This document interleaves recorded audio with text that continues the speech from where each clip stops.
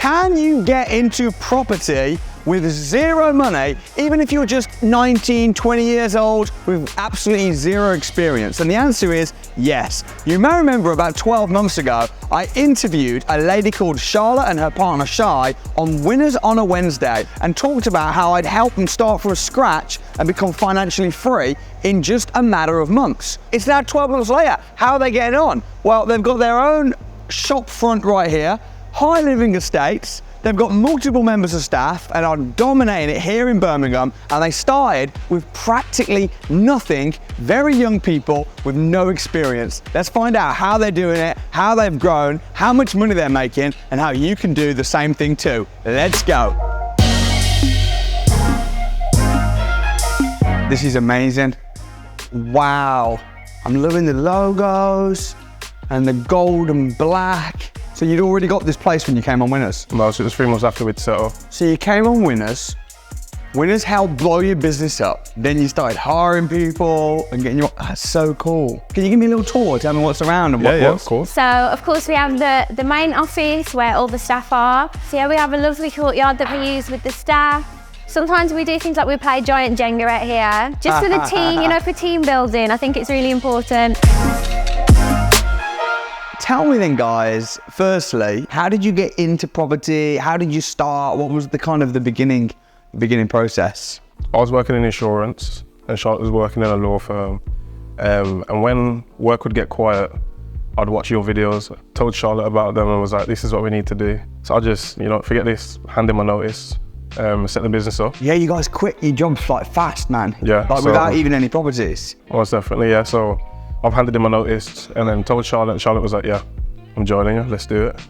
And then we literally just left our jobs and then just went full-time into property and just put everything we possibly could into making it happen. Why would someone pay you to source them a deal when they can just find a deal themselves? Like, talk to me through that first deal. Like, what was it? You said it was a HMO. Yeah. So why would they not just go to the agencies and find a deal? Why would they come to you?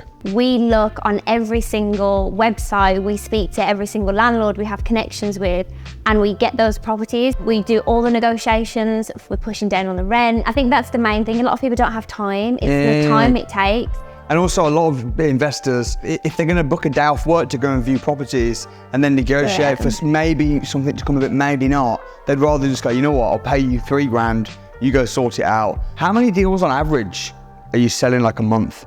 So about 10 to 15, roughly. Yeah, like the last 2 months for the business have been really, really good. So Max, one of our staff members, he also works on sales now. And in 1 week, he did 5 deals himself, which was amazing.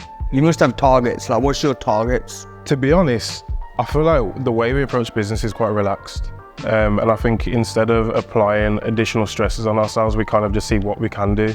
Because I feel like sometimes if you set targets, you can either limit yourself or be a bit unrealistic, if that makes sense. Sure. One of the downsides to sourcing, which a lot of people don't see, is a lot of deals do fall through.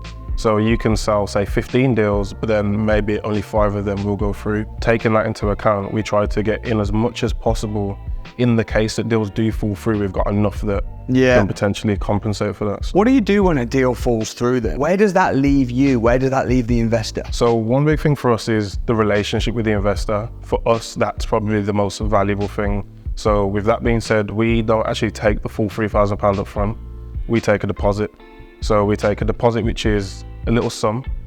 How much roughly? So about £500. And what that basically does is secure the deal with us and then takes it off the market with us. And if it does fall through, they will get a full refund subject to terms and conditions. And this is where as well, when you're deal sourcing, it's so important to have clear terms and conditions. And everyone's running their company very slightly differently. You know, you found your kind of USP and you found what works for you as a company, but it's so important to have clear terms and conditions and also covering. But I know you guys are registered with PIMS.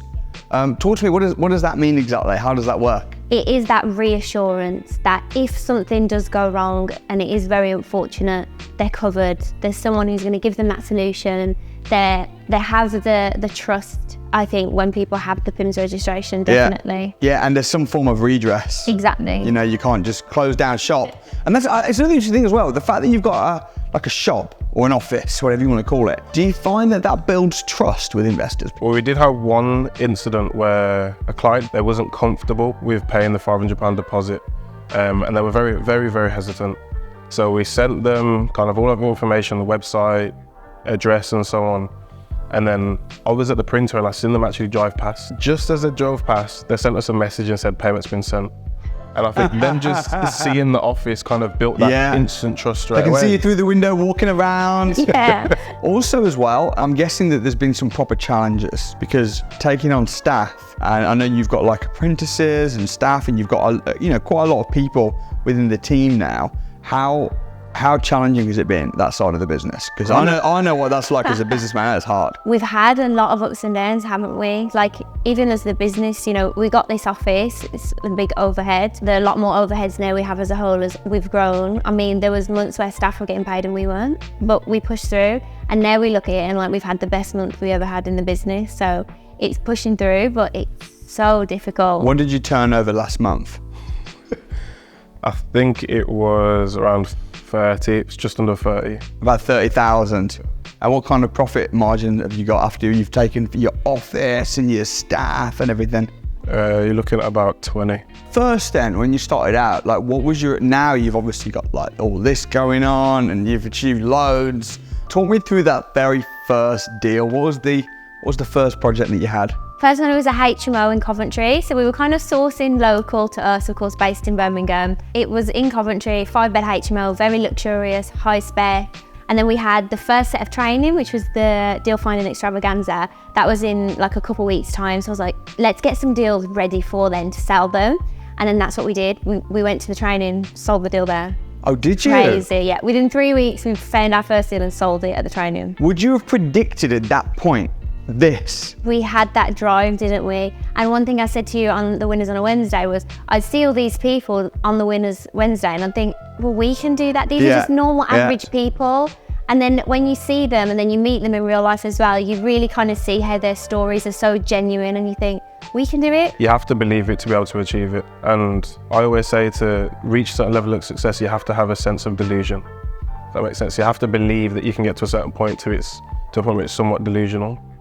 And then 100%. And then back it up with hard work. Yeah. Also on the Academy, we talk a lot about giving back, and you've been supporting a local charity. Yeah. Talk to me a little bit about that. So we've partnered with St. Basil's Charity as our chosen charity of the year. They basically help rough sleepers aged between 16 and 25 across the Midlands. And a big thing for us is we're making so many people so much profit through property, but then there's a lot of people that come from unfortunate backgrounds where they're not even in a fortunate position to even have a roof over their head, let alone be able to invest in property. So for us, it's if we're doing such a good deed in helping people make money through property, we also need to help those that don't even have a roof over their head. So we recently hosted a charity networking event, and the funds raised on that night was enough to provide, I think it was just over 70 nights of housing for a lot of the kids that do need housing. What will be your top pieces of advice then to someone watching this video and they've got the same fire you had maybe 2-3 years ago, but they're like, man, I want to be really successful and I want to dominate in property.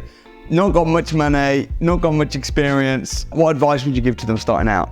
I think the main thing is that property is a people business. It's like how you always say, like your net worth really is your net worth. Like it makes such a difference, the people you have around you. And another thing that you always taught us that we kind of now live by as well is never to be greedy in property, never. It's like always having the open hands approach.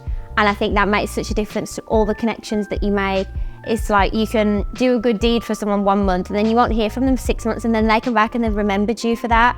And I think in property that's really big and that's why we focus on the relationship. Most definitely. And I think another thing is don't give up. It is tough, it's not easy.